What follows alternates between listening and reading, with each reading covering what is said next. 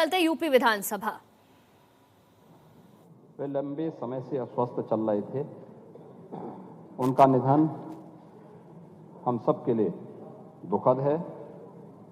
श्री आलम बदी इस सदन के वरिष्ठ सदस्यों में से एक थे।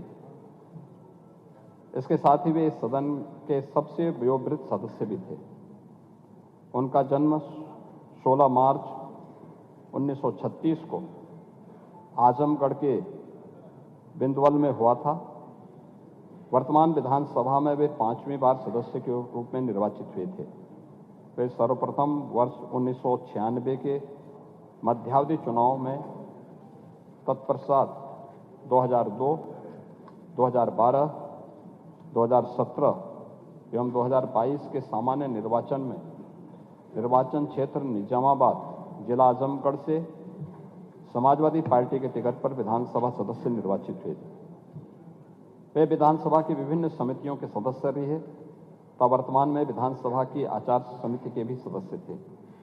उम्र के इस पड़ाव में भी उनका राजनीतिक सक्रियता एक सक्रिय जनप्रतिनिधि को प्रेरित करती थी।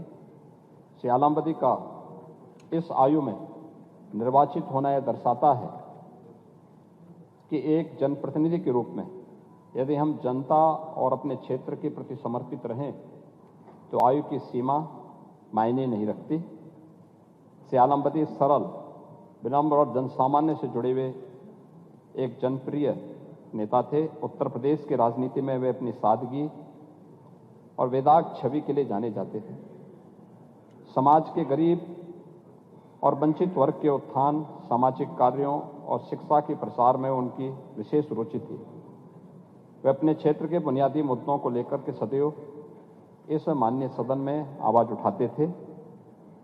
एक व्यवहार कुशल और लोकप्रिय जनप्रतिनिधि का सामाजिक कार्यकर्ता के रूप में वे अपने क्षेत्र के विकास और जनता के कल्याण के लिए सदैव समर्पित रहे। श्री आलम बदी के निधन से प्रदेश ने एक कुशल राजनीतिज्ञ और समाजसेवी को खो दिया है। मैं उनके निधन पर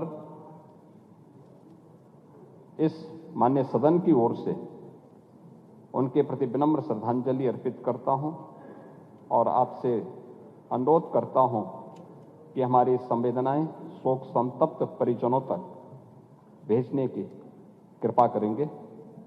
धन्यवाद। माननीय नेता प्रतिपक्ष आदरणीय श्री माता प्रसाद पांडे जी। माननीय अध्यक्ष जी, मैं माननीय मुख्यमंत्री जी द्वारा माननीय आलम बदी के देहावसान पर दी गई कही गई बातों से अपने को संबद्ध करता हूँ। आलम बदी जी इस सदन के कई बार सदस्य रहे और मेरी पहली मुलाकात उनकी 2002 में जब वो फिर चुन के आए थे तो मैं यहाँ आया था। बाद में मैं स्पीकर बना तो उस स्पीकर के नाते भी वो मुझसे अक्सर मिलते जुलते रहते। बहुत साधारण स्वभाव के थे और उनकी भावनाएं उस वृद्धावस्था में भी बड़ी नए उम्र के बराबर थी। क्योंकि जब वो मेदांता में भर्ती थे तो मैं उनसे मिलने गया था। उनसे हालचाल पूछा